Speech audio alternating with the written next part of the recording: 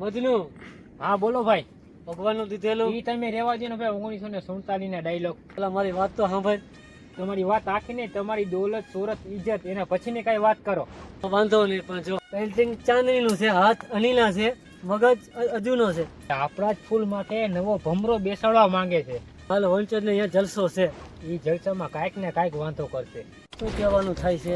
એમાં કહેવાનું શું હોય? એટલે હા ઈ પાકું ને? અરે હા પાકું જ હોય ને. કેવી રીતે? એવી જ રીતે. સાયકલની જેમ? ના ના, તેજાની જેમ. વાંધો નહીં. હા બરોબર છે. હાલો બરોબર છે.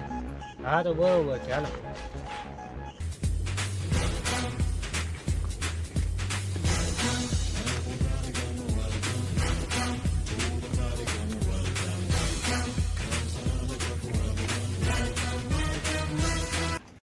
એનું ઘરું એવું દબાવ છે કે હાથમાં એનું મારું એનું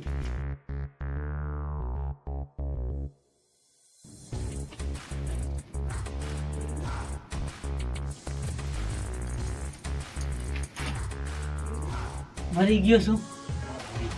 એ શું? હા મરી ગયો. એમને તમે શું બોલા? હા મરી ગયો. હવે લાઈ બાચકું હવે.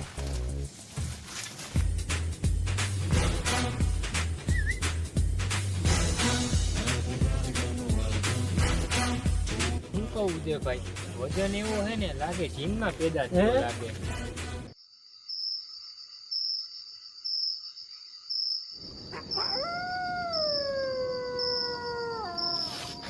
ભાઈ આ તો રાત છે ને એટલે પીવાનું કઈ નથી થતું તારે.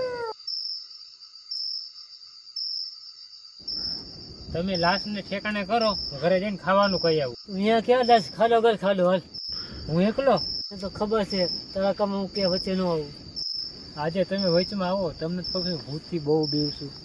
હું થોડો ખાલી પવન એવો આવ્યો. ખબર છે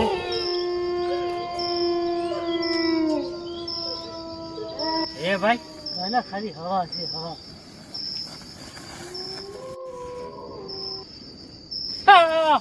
આ લાશ અહીંયા ક્યાંથી આવી? પણ આપને જ લઈને આવ્યા છે. પણ આ લાશ વાંથી અહીંયા કેમ આવી? હવાથી? આ બીક તારી અંદરની બીક.